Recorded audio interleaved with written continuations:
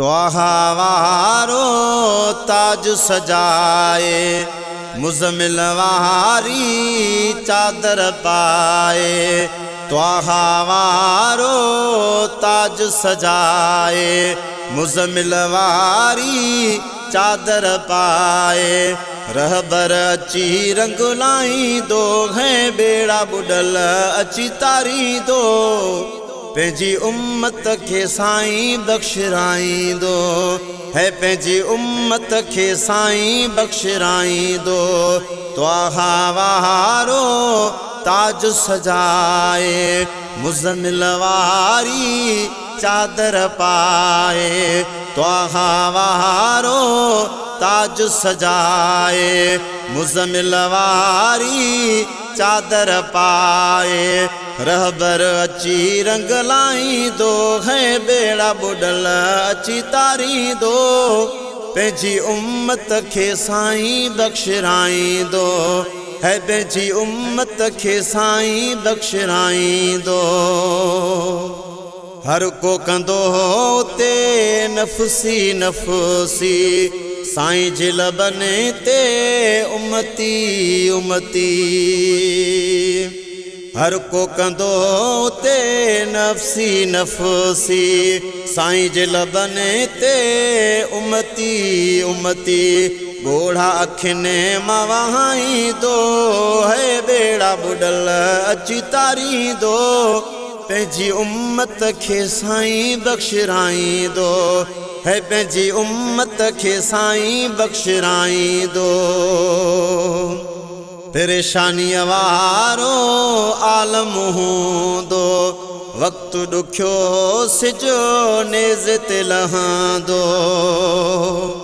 परेशानीअ वारो आलम हूंदो, वक़्तु ॾुखियो सिजो नेज़े लहंदो। पंहिंजी दामन में लिकाईंदो है, बेड़ा बुडल अची तारींदो। पंहिंजी उम्मत खे साईं बख़्शिराईंदो है, पंहिंजी उम्मत खे साईं बख़्शिराईंदो। दुनिया वीरान ऐं सुञ लॻंदी, बुख बि ॾाढी उञ लॻंदी। दुनिया वीरान ऐं सुञ लॻंदी, बुख बि ॾाढी उञ लॻंदी। प्याला कौसर जा पीआरींदो है, बेड़ा बुडल अची तारींदो है। पंहिंजी उम्मत खे साईं बख़्शिराईंदो है, पंहिंजी उम्मत खे सोणो बख़्शिराईंदो। 50 साल वारो हूंदो ॾिहाड़ो, हूंदो काढ़ो ऐं रोजराड़ो। 50 साल वारो हूंदो ॾिहाड़ो, हूंदो काढ़ो ऐं रोजराड़ो। ख़ुशियूं ॾेई खिलाईंदो है, बेड़ा बुडल अची तारींदो। पंहिंजी उम्मत खे साईं बख़्शिराईंदो है, पंहिंजी उम्मत खे साईं बख़्शिराईंदो। रोई रब खे चवंदो प्यारो, वाइदो पूरो कर वल सोफ़ वारो। रोई रब खे चवंदो प्यारो, वाइदो पूरो कर वल सोफ़ वारो। गुनहगार छॾाईंदो है, बेड़ा बुडल अची तारींदो है। पंहिंजी उम्मत खे साईं बख़्शिराईंदो है, पंहिंजी उम्मत खे साईं बख़्शिराईंदो। मुग़िरी ज़ाहिद गणती नाहे, नबियनि जो सरदार जो आहे।